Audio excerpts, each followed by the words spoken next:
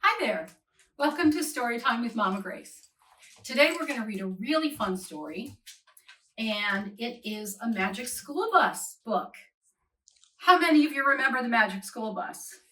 It was really popular, I guess, the 90s, and we used to watch it all the time, my kids and me, and it was just a really fun show, and it's about Miss Frizzle, who we have here, who's joining us today, Miss Frizzle.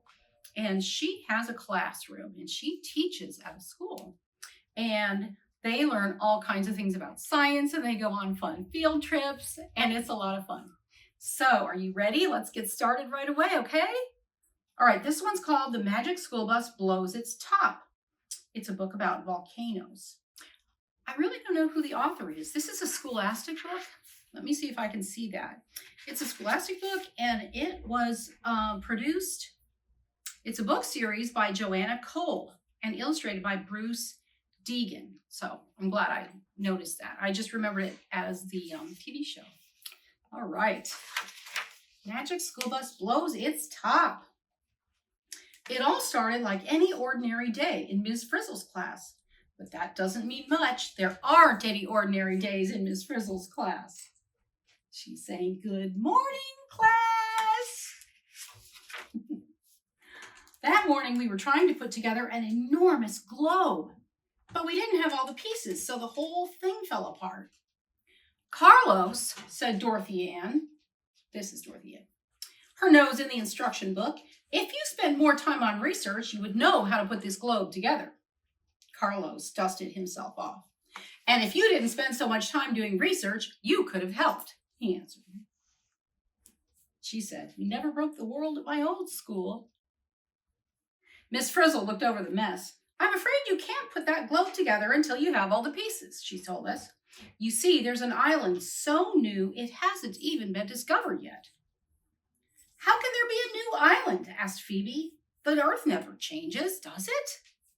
"The Earth is changing all the time," said Miss Frizzle, "right under your very feet." We all looked down at our feet, but nothing was moving. Dorothy Ann says, "What's the island's name?" "I believe this is Phoebe." "How can it have a name? It hasn't even been discovered," she says. Dorothy Ann wanted to find clues to the island in her books, but Carlos wanted us to search for the mystery island. That way we could name it. "What an explosive idea," said Miss Frizzle happily. "To the bus!"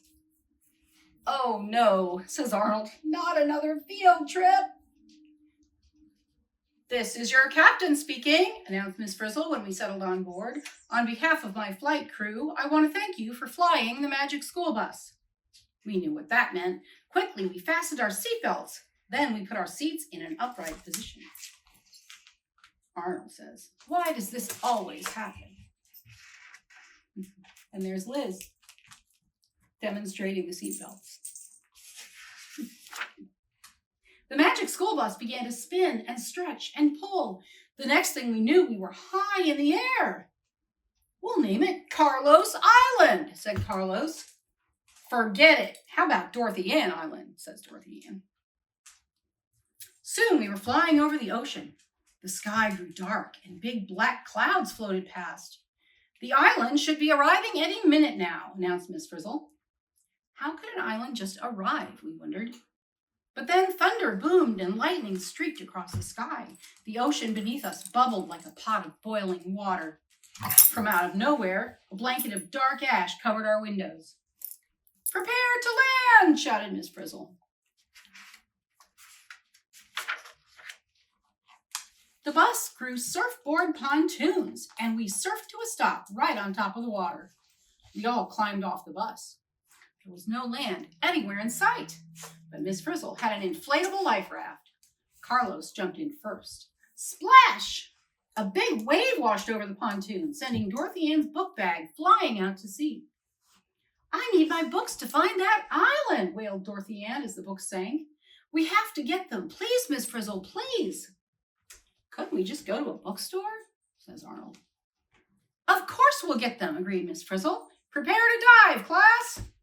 Everyone climbed back onto the bus. Then the Frizz pressed a button and the Magic School Bus twisted into a submarine. Carlos decided to stay on the raft. He wanted to be the first to spot the new island. Arnold stayed too, but for another reason. He'd already had enough of our field trip. Miss Frizzle said, "My certified teaching lizard will keep an eye on you." And there's Liz saluting. Oh. We waved goodbye while Carlos, Arnold, and Liz buckled up their life jackets. "Batten down the hatches," the Frizz called loudly, and down, down we went. Wow, we couldn't believe what we saw. A huge underwater mountain. Dorothy Ann spotted her book bag right away. It floated past the window on its way to the ocean floor and landed next to an old shipwreck.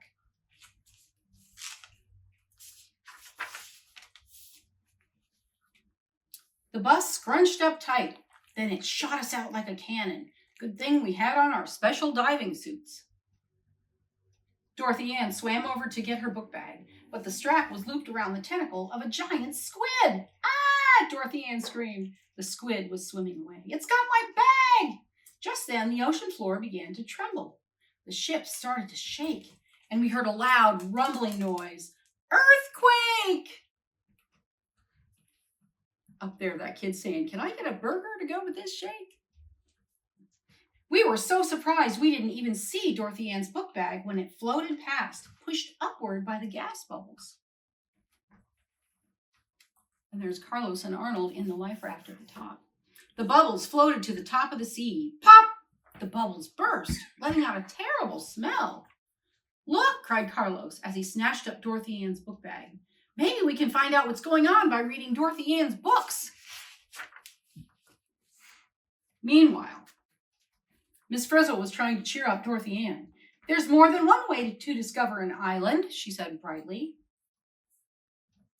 So we all dived deeper into the ocean. It was getting cold. Even the bus shivered. Then we noticed something strange. There were funny-looking chimneys in the ground. And they were warm.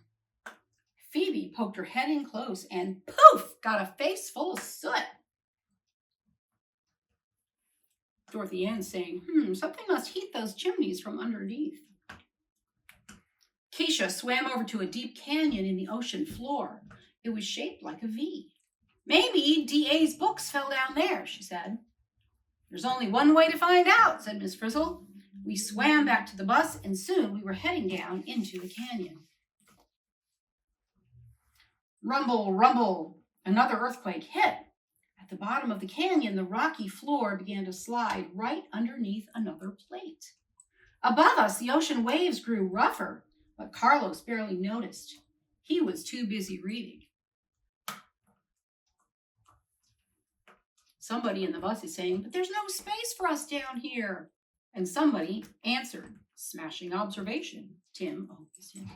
"It says right here, the Earth's surface is made up of layered crust-like plates of rock that fit together like a jigsaw puzzle," he told Arnold.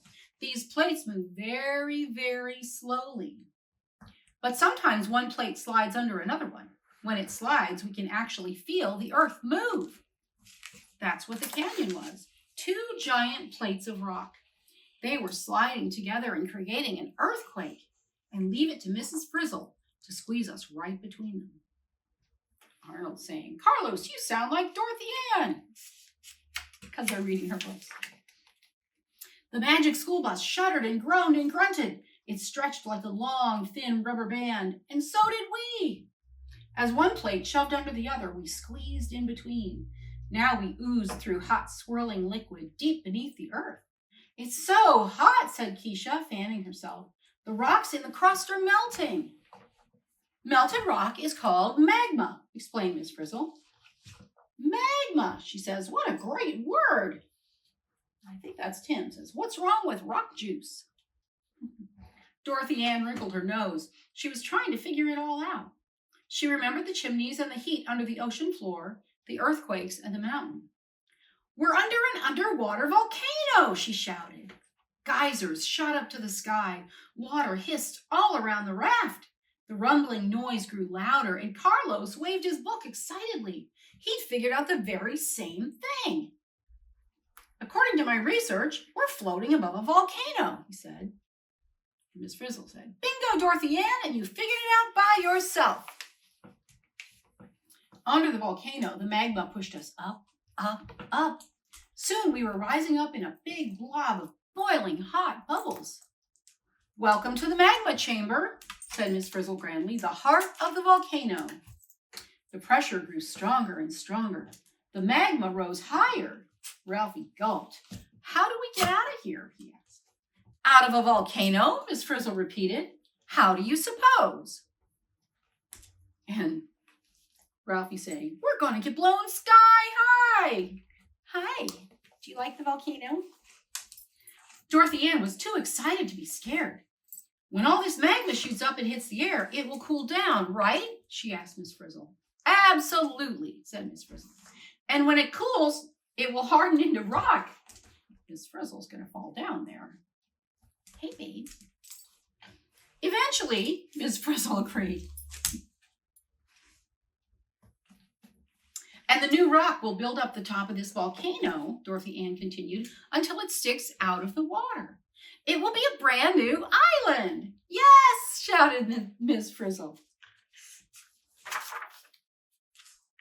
Just then we shot up through the bubbling magma like a rocket ship.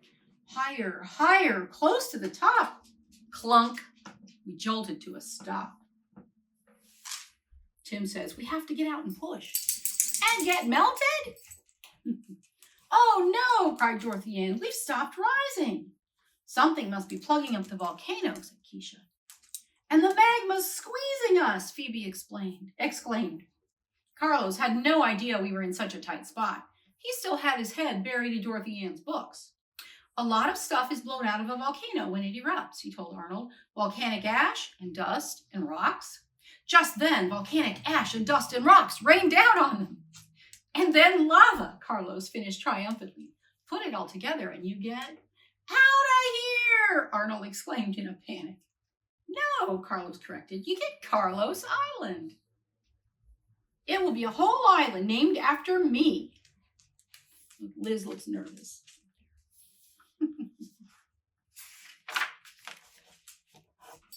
Meanwhile, we jumped into our anti-magma gear and were pushing the plug with all our might, but it wouldn't budge. I can't stand this, Tim says. It's ready to blow. Don't let the pressure get to you.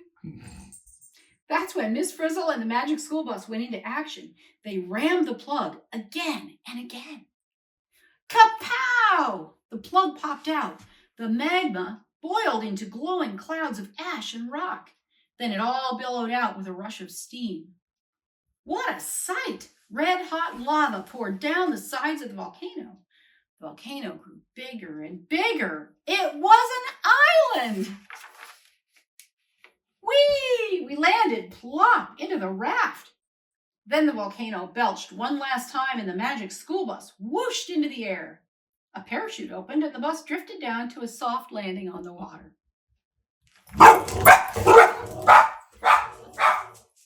Well, the dogs heard something, so we're just going to continue. To Carlos Island, said Carlos as we rowed over to the brand new island. I discovered it with the help of Dorothy Ann's books. Carlos Island? You mean Dorothy Ann Island, Dorothy Ann corrected. I discovered it, and for once, I didn't need my books. But someone else had landed there first. Who was it? It was Liz. Liz says, ta-da, and put up a little flag with a little picture of Liz on there. So, when Carlos and Dorothy Ann decided to write a book about their experiences, they knew exactly what to call it. Lizard Island by Carlos and Dorothy Ann, said Carlos. Don't you mean Lizard Island by Dorothy Ann and Carlos? Said Dorothy Ann. Carlos and Dorothy Ann. Dorothy Ann and Carlos. And there's Liz looking back and forth. And that's the end. Isn't that a great book? Magic School Bus is a lot of fun. And we can learn all kinds of stuff from it, which is also fun. So, I hope you enjoyed our story today. I enjoyed reading it to you, and I think the dogs enjoyed hanging around and getting into a little mischief. So thanks for joining us. I will leave it at that today, and maybe we can do another Magic School Bus story next time. So have a good week. Goodbye, but just for now.